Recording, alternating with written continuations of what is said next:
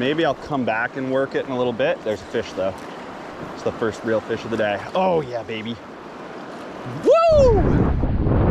Welcome back, fisher folk. Finally, we are psyched to be back on my river, the Deschutes. As many of you know, well, first of all, before I get too far into it, I just recently became a fishing guide. I work on this river as well as others. If what you see in this video looks like fun, my email is in the description. Hit me up. We can raft or we can walk and wade. Honestly, I don't know anybody else offering walk and wade trips out here, and you will still catch just as many fish as the people in the boat for at least 200 bucks cheaper. So that's a great option. Anyway, I am psyched to be out here because, as many of you know, somebody totaled my car, so I've been without a car for a month. Finally, I can get around. I did get out yesterday. We didn't do well, but this is my river. She's running high, unfortunately, and it's hella windy. So, you know, sometimes when I don't do well in one place and I go somewhere else, it's just kind of a universal thing. Maybe the moon's doing something funky, you never know. But hopefully we'll do well today, because I haven't been out and I would really love to have a banger day. But my hopes are only medium. But I have caught big fish at this time of year before. It's early April, mid-April. Anyway, this is a long enough intro. Let's fucking fish. Let's go. Just you guys watch. I'm predicting right now it's gonna be a whitefish day. I mean, obviously I'm hoping for a massive trout day, but you know, I think that's what it was like yesterday on a different river. I just think sometimes when the water is high like this, I kind of still crush the whitefish and they get into a little bit shallower, rifflier stuff when it's high than the trout maybe. I don't know. I don't know what the fuck I'm talking about, but I just think it's gonna be a whitefish day. So mark that prediction. Let's see what happens. Okay, fish number one is a trout. A little trout. Wonder if it's smolt season yet. Probably not. For those of you who don't know, that's pretty smolty right there. That's a smolt. You can see, look at that clipped fin in the back there. So I'll explain this for you guys. That's too bad. We might catch a lot of those. I don't know if I was thinking maybe I'd count fish today. You guys hear me go through this dilemma like every time I'm on the Deschutes, it feels like. Yeah, you catch smolt in these small slack water kind of spots like this a lot of the time. I don't want to catch smolt. So smolt are baby steelhead. That one really easy to tell because it has the adipose fin clipped off, so you know it was born in a hatchery. But yeah, they stock a bunch of baby steelhead. They all get washed out to sea at this time of year. When the river comes up high, there we go. Yeah, we're gonna leave this spot. That's definitely gonna be another smolt right there. So yeah, all these baby steelhead are migrating out to sea. I don't really want to catch them. They don't want to get caught. I mean, look at them. They get wrecked though. Like you can see, this fish's maxillary is all beat up. It's been caught multiple times, or at least at the very minimum, this is his second time around. And they just get hammered on. Accidentally, of course, but there's so many of them. At least I've only caught hatchery ones and not wild ones so far. Okay, I said I was done in this spot. And I am. Let's keep going. All right, tough day so far. But last time I was out, the river level was similar. It was also tough. But this was like the only spot where I really crushed. But right when I walked up, I spooked something big out of here. Big splash. My best guess is that it was an otter. That's what I think is most likely. Probably here because this is indeed like the high water spot, but also probably means if it was indeed an otter, that my chances right here are not very high right now. but maybe I'll come back and work it in a little bit. There's a fish though. It's the first real fish of the day. Oh yeah, baby. Woo! Wow, that's a stunner right there. That's a real stunner. Oh yeah. That's a red side right there. Not huge, but. Oh yeah, baby. Woo! That is as pretty as they come. You know, I haven't bothered to break out the cell phone for a photo in a long time. And I've got a really good convenient spot, like right here in this nice, slow, shallow water where I can hold the fish safe. So we're gonna take a minute and do that.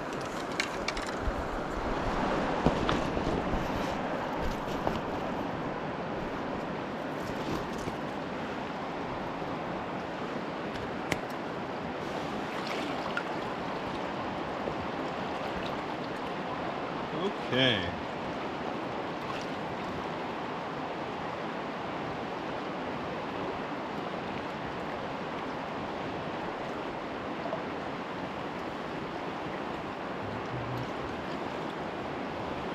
All right, guys, we got a real stunner red band right here.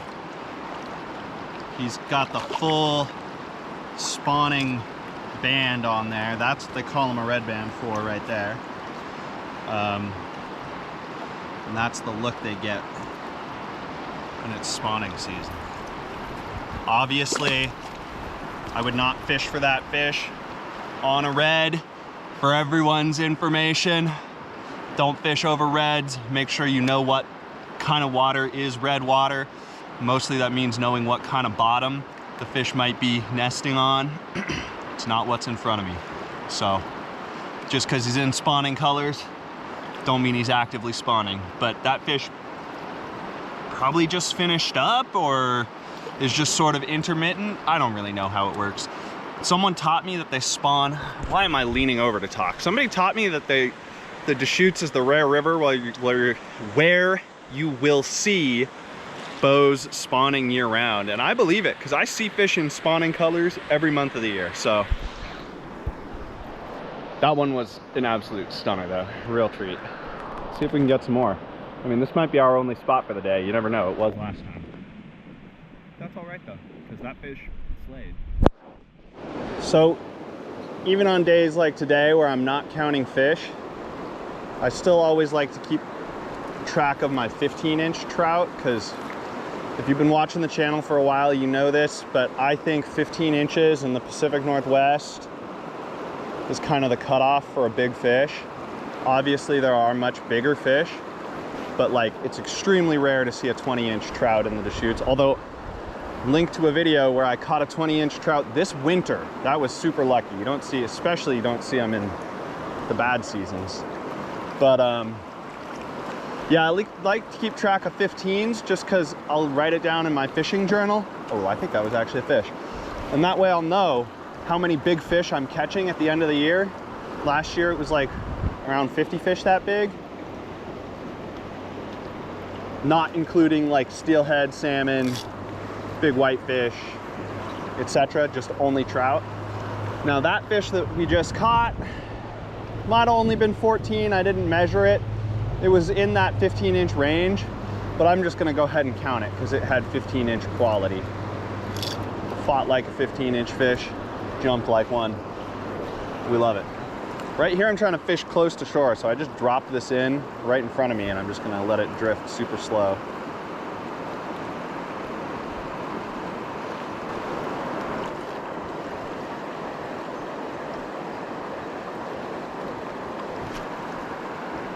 Go. Oh, smolt. Not what we're here for.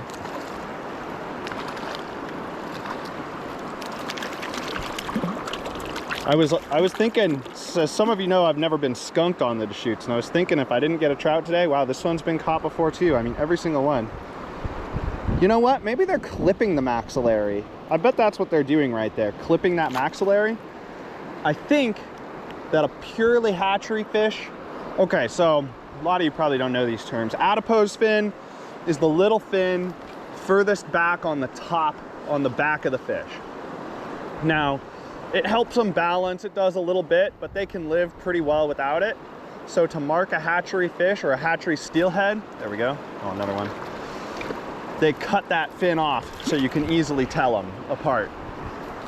And I think that what's called a brood stock fish is, instead of a hatchery genetics in the fish, they caught a wild fish, took it to the hatchery, and spawned it. So I think that is what's called a brood stock fish, and I think that they cut a maxillary on those fish. So that way you can tell a brood stock from a typical hatchery fish. I'm not, somebody weigh in if that's true or not though. That was, I remember reading that when I was trying to figure this out one time.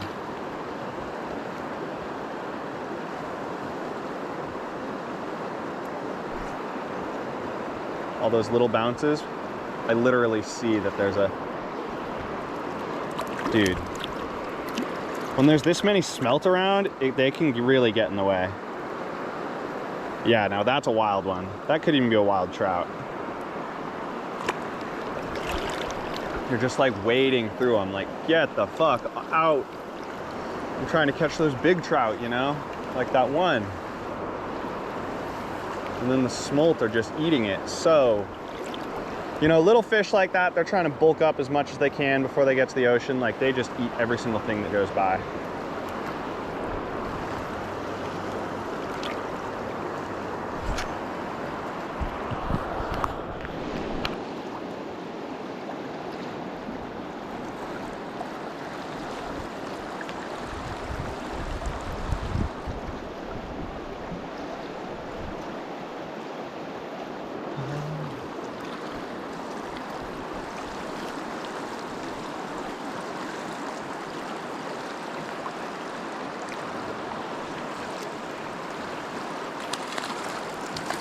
That one's a trout. Boy, it's been a lot of smolt on the jig leech. Oh, what a beautiful fish. Not big, but she sure is pretty. Good shape.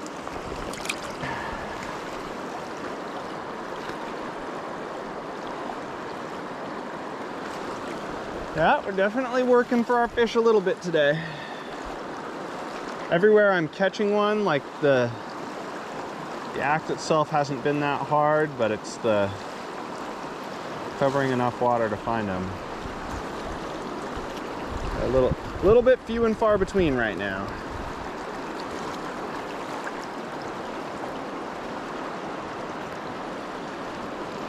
Oh, there we go. Oh, sometimes right when you first hook a smolt, they'll deceive you.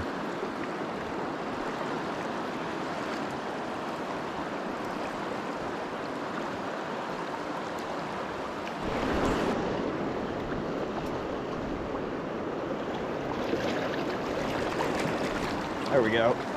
Oh yeah, that's a big fish. Whoever that is. Big whitefish maybe? Wow, oh my goodness, this is a really big fish. Or he's foul hooked. Whoa. Oh man, not even that big, just really strong. Wow, that is sick. Okay, at least we're finding some trout now. Hell yeah, baby. Ooh, that's another nice one. Not as big as the first good one, but you gotta learn how to judge the quality of a trout, and just the back and the shoulders on this fish are monstrous. Let's see here. 12 and a half, 13, fatty. 3. Right where he should be. I guess I didn't need to put that fish on the reel, but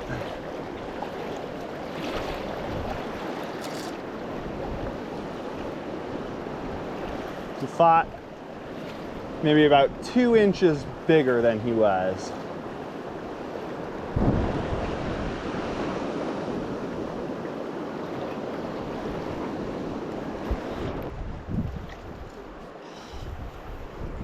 We're finding trout now, guys.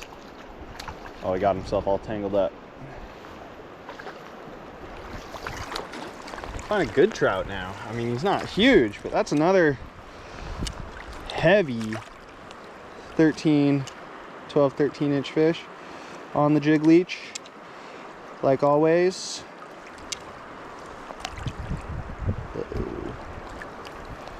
Get these all wrapped up. There we go. There we go. Really beautiful fish, dude. They've all been like pretty quality today. Look at that. They have been pretty quality. Hooked him right up there in the slow corner. I was a little surprised. I don't usually hook a fish there, but also the river doesn't usually run this high, so.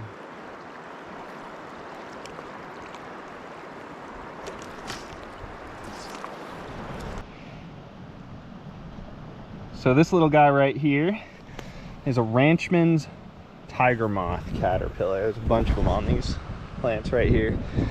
Pretty cool, super common out here on the Deschutes to see these guys. I believe they're one of the species that overwinter and freeze, and then the next spring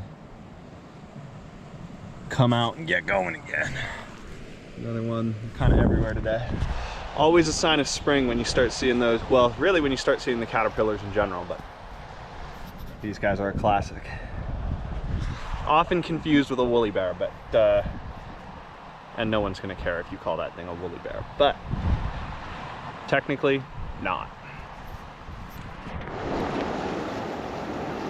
Maybe a smolt? Yeah.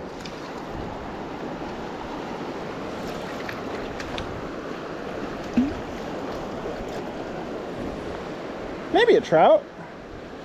That one's a little bit difficult to say. Small trout. Just felt a little thick for a smolt.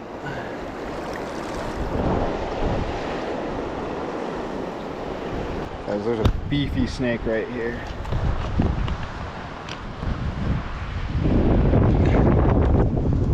Very cool. Oh, friendly. Relatively speaking. That's pretty sick. Onwards to the next fly, don't fish. Blue Perdigon. I think they call it a PA Perdigon, maybe, Pennsylvania. I don't really know. Maybe it fishes. Tied that up like years ago and really just never fished them. I'm working up into some water I've never fished before. Always fun. Giving everything a shot. It doesn't actually look like really good water to me, but to be fair.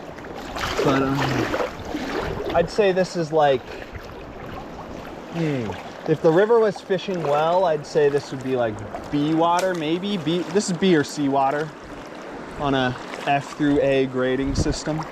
Probably C. I'll say C. It's not really B water, especially not right now while the river's high.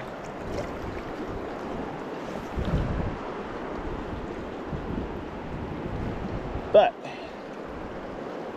you can catch plenty of fish in seawater too.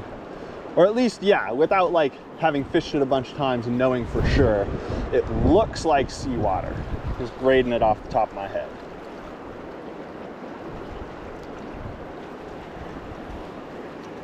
But I'm sure there are times when you can crush right here. But today is probably not one of those times.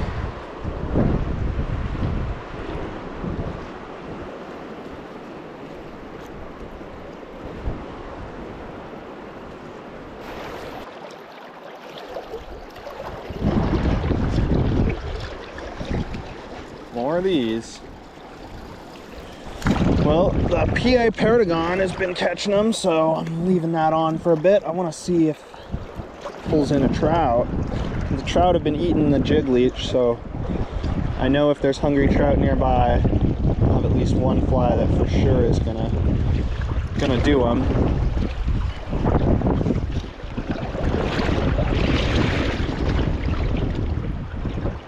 I don't see why that Perdigon shouldn't. I mean, let's be real about Perdigons. You're mostly fishing a profile and just a bead on, you know, the thin line and a big bead. At least that's what I'm doing. Certainly with perdigons, not necessarily like all Euro nymphs, but something like this where it's just a red body fly. Yeah, more of this. Great.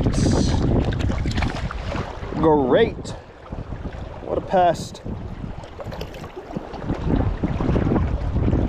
That water is chilly on the fingies. Freedom.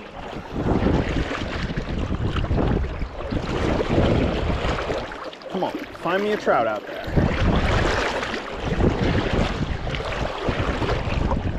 Trout out there. Trout air.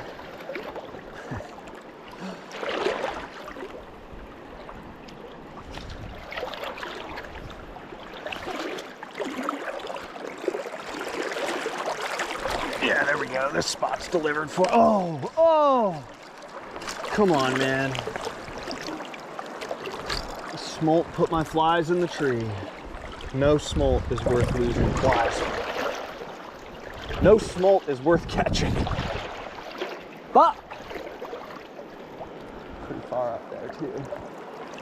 Yeah, it looks like a dead branch, but like pretty far up there. Whoops. Well, snapped them off. There they are. Snapped off in a wild spot, just like midway through the line. Damn! Well, maybe I'll try something other than the blue perdigon. Reload. So I'm in a stretch that I haven't fished for a couple years. We got some nice slack water near the big water.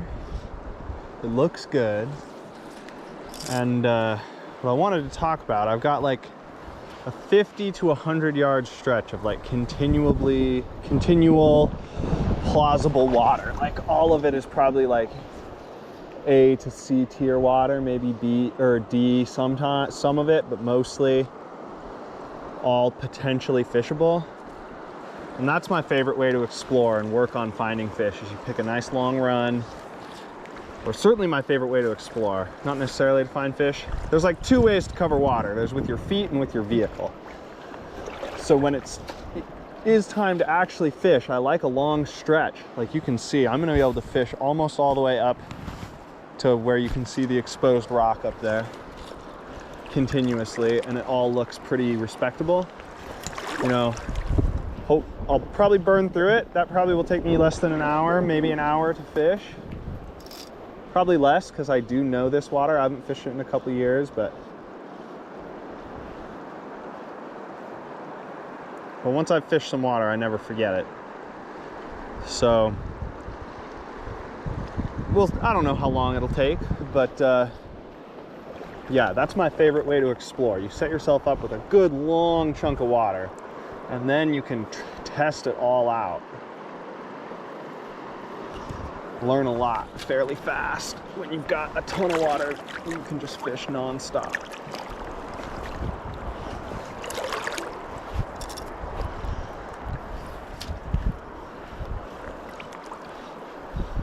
And then you find exactly where the fish are, you know, because it all looks good, but a lot of times within the run there'll be your hot spots, and those will be the hot spots week over week, a lot of times, month over month, year over year, you know. More smolt. Kind of a beefy one, honestly. Ugh. Get out of the way, smolt. Anyway, yeah, that's some sort of meandering 2 cents for you there.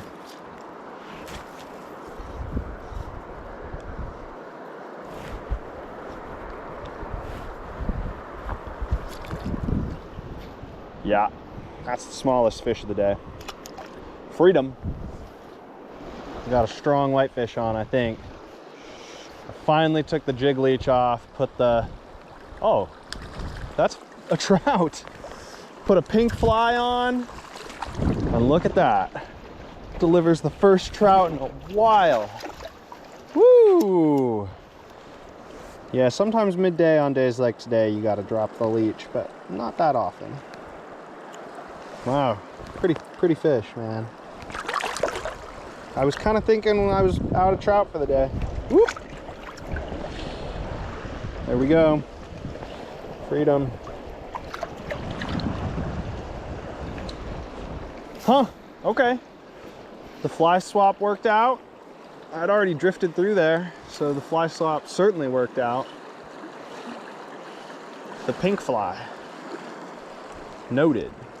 You know, pink, something that could plausibly be an egg. Always a good desperation fly.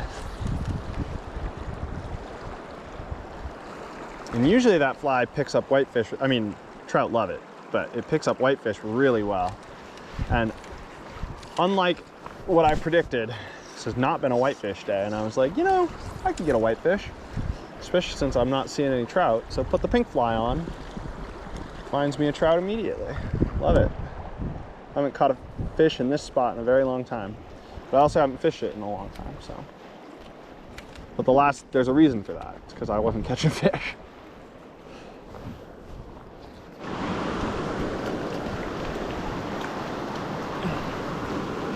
I don't know if this will show up on the GoPro or not. It looks like there's a lot of glare. But there's maybe there you can see there's a bunch of tooth marks from beavers, and you can see like so clearly. You can even see the divide between the two front teeth on them. It's pretty nifty. Not sure I've seen that before, or at least not noticed it.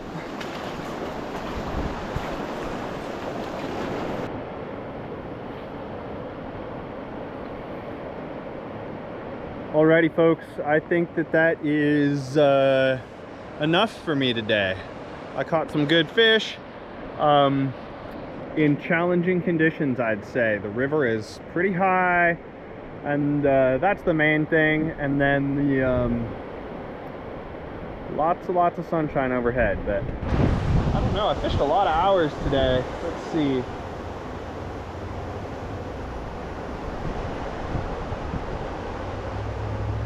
7.5 maybe, somewhere in that ballpark. Anyway, yeah, so just for context, I would say that this is what constitutes a tough day on the Deschutes for the most part. And it's only getting better from here every week. So don't forget to book a trip with me, because the fishing is going to be real sweet real soon. And even today, those are some real sweet fish. So anyways, I put out a new video every Monday, oftentimes Thursdays as well. So do me a favor, like, comment, and especially subscribe, and I will see y'all in the next one.